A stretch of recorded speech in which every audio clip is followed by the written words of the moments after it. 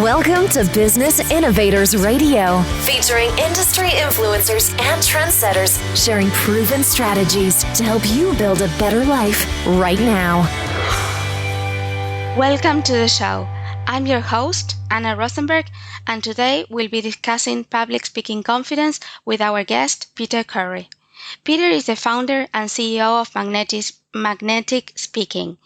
He is an ex-engineer, a national speaker, and a leadership author of the book Self-Leadership Guide.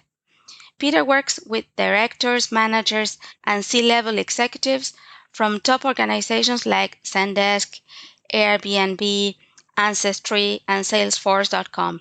He helps them improve their public speaking skills and confidence so that they can lead and influence in their teams, the media, and investors. Welcome to the show, Peter. Thank you for having me. Smart, successful corporate professionals commit to become more powerful, more influential, and more charismatic presenters. We see that every day. Tell us a little bit about the clients you work with. Sure. So our clients are, like you said, smart professionals, mostly analytical. These are people who are a little bit on the introverted side, and they realize at some point in their career that they are limited. And they are limited and they're hitting this glass ceiling. And this glass ceiling, it's not like before where it used to be gender related or ethnicity related. Now the glass ceiling is communication related. They realize that they're smart, and in order to advance to the next level of their career, they have to improve their communication skills, their influence skills, their presentation skills. And these are the people that we work with because they're smart, they're hungry, and they deserve to succeed. And we give them tools, we give them the confidence, we give them the training so they can compete and excel and shine in their career.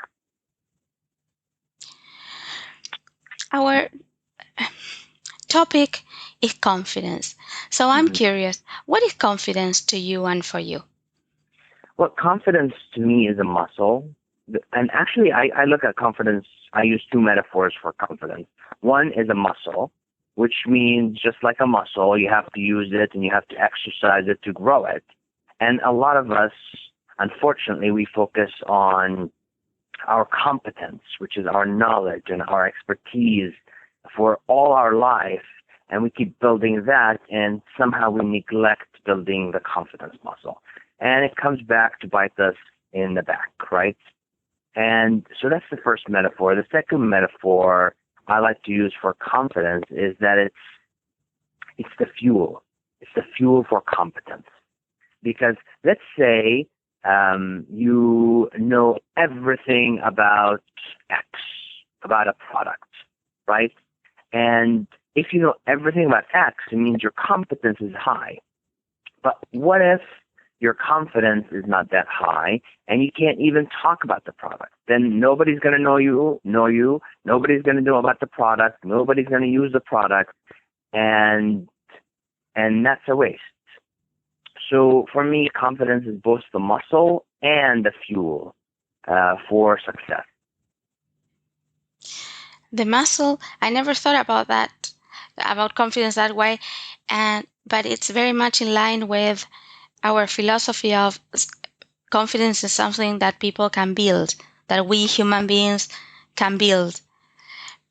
Absolutely. And I think, most people depend on external circumstances to build their confidence. And, there are lucky few who get that. Like they get it from their parents, or they get it from their society, or somehow at school, one teacher inspires them and they become confident. But most people don't get that.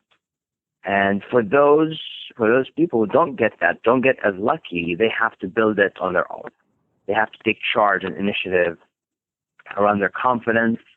And then as adults, they take responsibility for it and they continuously build it and grow it. What do you see as the biggest misconceptions about building public speaking confidence? The first one is that a lot of people think that you either have it or you don't, and that's a very unfortunate misconception, because if you believe that you either have it or you don't, then if you have it, you're lucky. If you don't, then you're not lucky, and you're doomed for the rest of your life. And I always try to change people's perception about that, because it's possible for anyone to build confidence. It's possible. I share always my personal experience, where I used to be an engineer 10 years ago, introverted, shy, lacked confidence like a typical chemical engineer. And through step-by-step practice, through taking improv classes, through taking stand-up comedy, and little by little, I built up my confidence. And to this day, I view it as a muscle that I continuously build. Every single day, I do exercises, I visualize, I practice, just to keep building my confidence alongside my success. So I the would be biggest curious. misconception.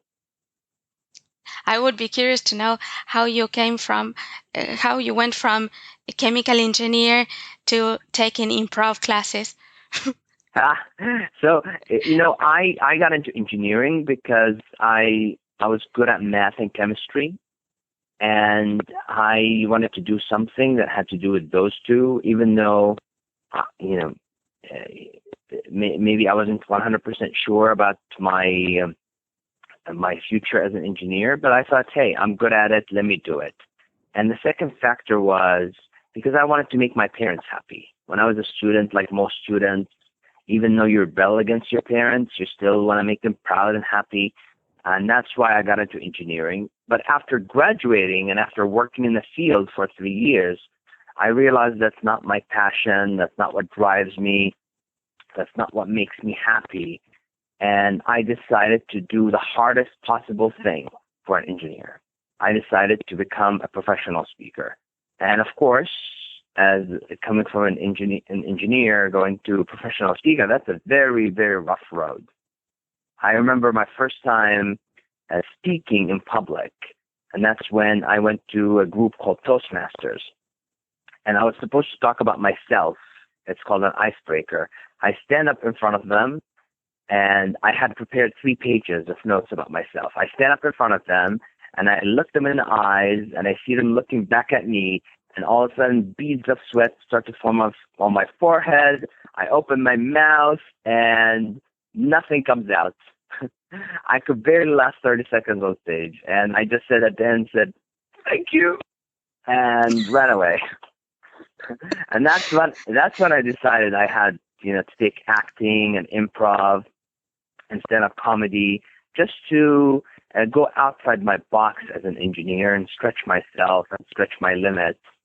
And I remember going back after doing 2 improv classes. I remember going back to Toastmasters and doing my icebreaker, and it was fantastic. And that feeling, that rush that I got of success and knowing that it's possible, is what drove me to keep developing my skills until, right now I'm a national speaker and I run a public speaking training company. Wow, that's a transformation. Yes. Some people believe that they can learn public speaking from a book, and they would say something like, which book would you recommend? Can you speak to that? Yes, I get that question almost every single day. And even though there are books out there, I purposefully say, nope, I don't know any books. because it's kind of a self-delusion. I used to do that as well as an engineer. I used to think, well, I'm smart, I'm intellectual, I can figure this out. And by reading a book, I used to think that I can figure out public speaking. And unfortunately, that's not true. Just like public speaking, just like social skills, you can't learn it in a vacuum. You have to interact with people. You have to say things and see how they react to you. You have to desensitize your nervous system. And the way you do that is by standing in front of lots of people. You have to build positive experiences in front of people. The only way you do that is in front of people. So I think when clients come to me and ask me about a book, I evaluate where they are. And most of the time I say, I don't know a specific book. I think you should go take a class. You should do a few classes. And then afterwards, if you want a book, then you can get a book, but don't read it and expect that's the full answer. You read the book, you get snippets from it, you get ideas from it, and then you take those ideas and you go back to practice, because that's where you learn. It's funny, when I was in college, I wanted to develop my social skills. As an engineer, I used to be a nerd, very introverted. And then a friend of mine, I was looking at him, how when we go to the store, he turns around and starts talking with people. And then I would go back home to the internet and I would search how to talk to people. And of course that didn't work. And one day I was asking my friend who was doing this, who was turning around and talking with people. He said, all you have to do is just turn around, open your mouth and say something. And then you'll learn, and next time you'll do better. And then you'll do better until it becomes natural. And I try to apply the same philosophy to my own public speaking development and my clients, where you have to do it, you stumble a little bit, you learn from it, you grow, and so forth. I was listening to you, and it occurred to me that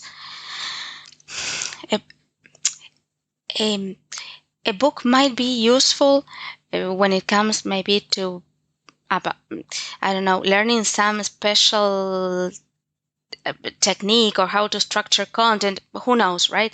But Yeah. it's a little bit like trying to learn how to swim by reading a book. Yeah.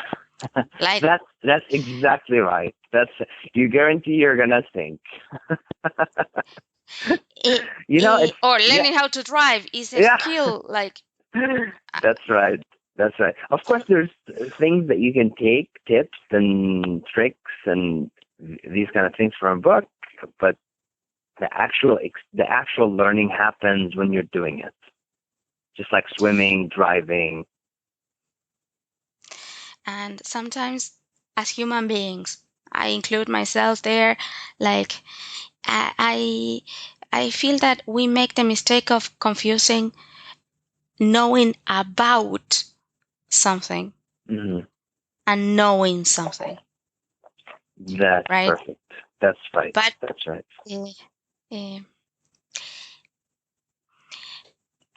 What do you feel are the little known pitfalls that need to be avoided when building public speaking confidence? I would say one of the things that people need to avoid is protecting their ego, especially when they're learning. And when you're learning public speaking, you're going to make some mistakes. That's okay. And that's how you grow. And unfortunately, that becomes an issue when people wait a very long time before they start working on their public speaking skills and confidence. So imagine somebody in college and they want to work on their public speaking confidence. They don't have a lot to lose, so they're willing to make more mistakes than somebody who's been working in corporate life, and this person, and she is a VP of sales. Now, when she's a VP of sales, she's more reluctant to make mistakes, and unfortunately, that limits her potential to develop her confidence. So what we need to do is learn to put the ego aside a little bit, just for the sake of growth. And I see when I look at my clients, I see that's the biggest pitfall. They don't want to put aside the ego, or it's hard for them to put aside the ego. And that's why we provide classes and safe environments and one-on-one coaching, just to give them that extra push until they feel more safe. to put aside the ego. Because if they don't put aside the ego, nothing is going to happen. No improvement is going to be made. And actually, sometimes things get worse. I've had clients who've been fine and okay for 20 years working in a sales career, for example. And then all of a sudden, after 20 years, they start experiencing anxiety in front of groups. They start experiencing nightmares before their presentations. They start getting agitated and upset before a presentation. And that's usually a result of not addressing the problem early enough and not handling this issue. Yeah, I can imagine that trying to suppress a problem, like at some point it emerges and it bigger and stronger. Absolutely. That's right. Suppression is not going to work, and overpowering your anxiety and nervousness is not going to do it. You have to work through it. Until now, we have been talking about pitfalls, misconceptions, obstacles. Let's shift this conversation to what's possible. Okay. How have you been able to help your clients? Can you give us some examples? Sure. So one of the biggest things we help clients with is help them see that public speaking is not this big abstract thing that nobody can reach. We help them break it down into 4 simple categories. The first category we break public speaking into is confidence, right? And that's really important, because if you don't have confidence getting up and speaking in front of a group, then nothing else matters. It doesn't matter if you know, if you're a PhD in your topic. It doesn't matter if you are a poet. It doesn't matter if you can structure your language and is so eloquent. If you can't stand in front of a group and talk to them, then everything goes outside the window. So that's the first thing we address. That's the confidence. The second thing we address is structure. How do you structure your thoughts? How do you structure your presentations? How do you structure your stories? And this is an important category, because a lot of times when you look at eloquent people and how they phrase things and how they position their language and stories, you think, oh my God, how can they do that, right? Now, as an engineer, I looked at these people and I said, well, they must be using a structure. And I reverse engineered all the structures that I could tell from the best speakers around. And now I use them myself, and I also teach them to clients so they can sound eloquent and charismatic. Now, so we did confidence. Now we did structure. Now the third category is improvisation. And that's, how do you think on your feet? Because if you can think on your feet and improvise, then you can take your confidence, you can take your structure and do magic with them. Because now you don't sound scripted, you're on point, you're always present, right?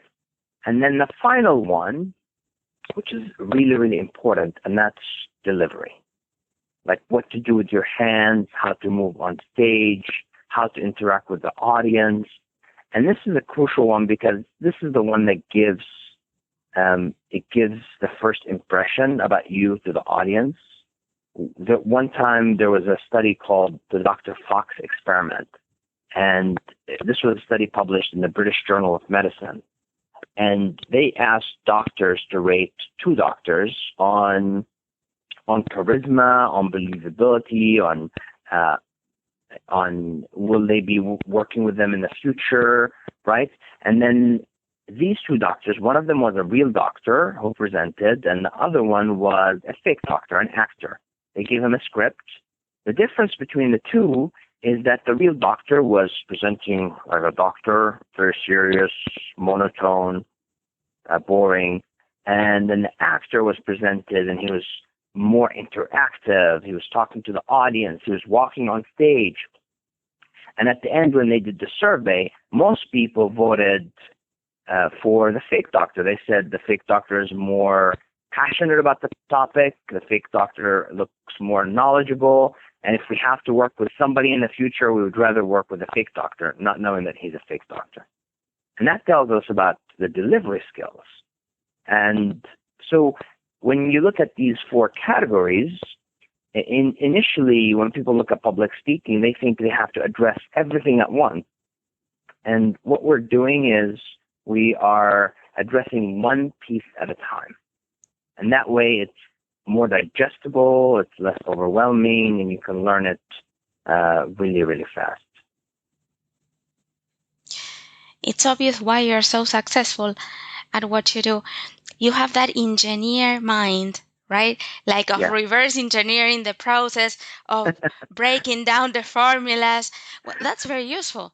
That's right. Very useful. That's right. Yeah, it proved very useful for me and my clients. What inspired you to do the work that you do? I care about smart professionals.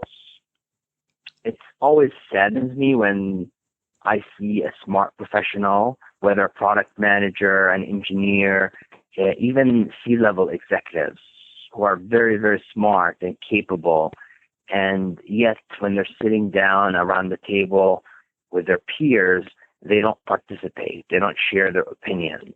When they do good work and the company asks them to go present at a conference about their work, they shy away from it and they give it to somebody else.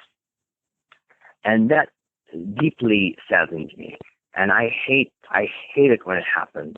And that's why I do what I do. I want to help these smart professionals build a confidence so they can represent themselves, represent their work, share their ideas, participate and contribute in the organization. And every day I wake up and I'm thinking about these smart professionals. And that's what drives me. You actually see through and you see their potential. Like it's just a little thing of not knowing how to express that. Absolutely. Yeah, and it's like this is usual when I say smart professionals. It's both men and women. And unfortunately, I have to say that most of my clients are women, and I feel like women who are smart face this problem even more than the men. Why do you think is that? I think it's just cultural and expectations for we're right now, of course, we live in modern times where we advocate equal rights to women as men, but we still, just like few years ago, 10 years ago, 20 years ago, that wasn't the case. And we're still seeing the effects of that in our society. And empowering women with the tools and the confidence to speak up is not going to only help them as women in the workplace, but it's also going to help all smart professionals. Of course, right? Because then we can all grow together. Exactly. I think past is a time of competition. This is a time of collaboration. Absolutely. It's well said. And that's one of the things I teach my C-level executive clients is sometimes they go into a room with C-level executives and they feel nervous because they're still in the mindset of competition. A C-level executive sitting amongst other C-level executives, they think, oh my God, they're alphas, they're smart, right? And I have to compete with them to shine. When in modern times, right now, the paradigm has shifted, where instead of alpha people competing for the same resources, alpha people should be collaborating to build even a bigger resource. And once people get into that mindset, a lot of the fears that come around public speaking starts to dissipate.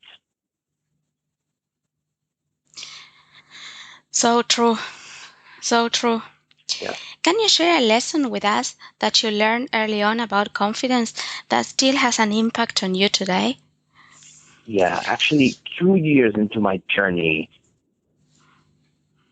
in the public speaking development area, I discovered one concept, and that had a profound effect on me personally and my confidence and my social life and my ability to communicate to groups. And the concept is this. I discovered 2 years into it that there's no such thing as public speaking. And because public speaking is an abstract word, right? You can look at a table, say a table, look at a table, touch a table, right? You can say a chair, see a chair, touch a chair. But when you go to public speaking, you go, public speaking, you can't touch it. It's only in our minds. And if I ask you about what's your definition of public speaking, I guarantee it's going to be different than mine. I ask somebody else, other clients, it's going to be different. And unfortunately, that definition of public speaking that we have in our mind, that's abstract, it's our monster. And every time we get up to speak, instead of speaking to people, we start facing this abstract concept called public speaking, our monster. And I discovered that 2 years into my journey that since there's no such thing as public speaking, I discovered that public speaking is a series of one-on-one communications. And I was good at that. I'm an introvert. I'm good speaking one-on-one to people. And once I realized that it's the same, hey, I get up in front of a group, and instead of looking at them as this massive group or public, instead of talking about public speaking or thinking I'm doing public speaking, I just thought about it, wow, I can look at one person and have a small conversation, then just move my head to the side. Oh, see another person, have another conversation, and so forth in the room. That had an overnight transformation in my confidence. Because now I can tap into something I'm really good at, which is one-on-one communications. And ever since that realization happened, I've been using that in all my speeches. Every time I get up, and I've spoken in front of small groups like 5 people, 10 people, 100 people, and I've spoken in front of groups who are 2,000 people. And I do the same exact thing. Every time I look at a certain area of the stage, I either look at one person or imagine that I'm looking at one person, because when the room gets big and you're speaking at conferences, they turn the lights off. You can't see really people, so you have to imagine that you're speaking to one person. Yeah, it's also interesting that those lights are hard, I know, but it's kind of it's also kind of interesting that some people don't look at anything. That's right. Usually, it's horrible, right? Because if you have a monster in your head around public speaking and the lights are turned off and you can't see anybody, do you know who you're speaking to? The monster. Horrible. So let's ignore the monster. Ignore the monster, connect with people. That's it. That's a great lesson that we can all apply. Yeah. Now comes the difficult question. Are you ready? Sure. Sure, more or less sure. Okay. What's your number one tip to build confidence? Or what's your number one tip when people are really, really anxious and really, really afraid? Yeah, I'll take the first one, which is in general to build confidence. Because once you build confidence, then you have a solid confidence, then the tricks and tips on the spot don't matter anymore, because you're going to be walking on stage with confidence. And the biggest lesson I can give the audience is to focus on building their identity. And now, if you talk to any professional in corporate life, if you ask them, what do you do? Most of the time, 99% of the time, they're going to tell you, I am an engineer. I am a product manager. I am a manager. I am VP of sales. Notice that you ask them what do they do, and automatically they give you who they are. And they use the role as an identity. And unfortunately, that's a limiting thing, because if you're planning to grow in an organization, you can't get attached to a role as an identity. So imagine this engineer, all of a sudden, they get promoted to engineering manager. Now they're going to have an identity crisis, because for years they believe they're an engineer. And they're going to feel like a fraud. And every time they communicate, they're going to be thinking, am I good enough? Because I'm just an engineer. And that's a big obstacle. What I teach clients, and this is what I've done for myself, is that you have to adopt a bigger identity than your role. The identity I tell people to adopt is a leader. So you have to adopt the identity that you are a leader. And once you do that, once you believe that you're a leader, then everything else, like the function, your function in the organization, your role in society, everything else is going to fit underneath it. And this big encompassing identity, a leader, is going to give you the confidence to speak in front of groups, because when you get up to speak, when you share your opinion, you're going to be thinking, well, who am I to speak to these people? And then your mind is going to tell you, you're a leader. And that's going to give you a boost of confidence. And I remember distinctly when I first moved from being an engineer to a professional speaker. For a couple of years, I would go to conferences as a professional speaker. I'm wearing the suit, imagine the tie. And then I would raise my hand and ask them a question at the audience. How many of you here? And I would wait for an answer. And on the outside, looking at me, you would think, oh my God, he's a professional speaker. But on the inside, I was still an engineer. Because that's my identity. And unfortunately, because I had this dual identity, surface, professional speaker, deep down, I was an engineer, I always felt like a fraud. And I always felt when people are looking at me, they're going to see through me. And that took away a lot of my confidence.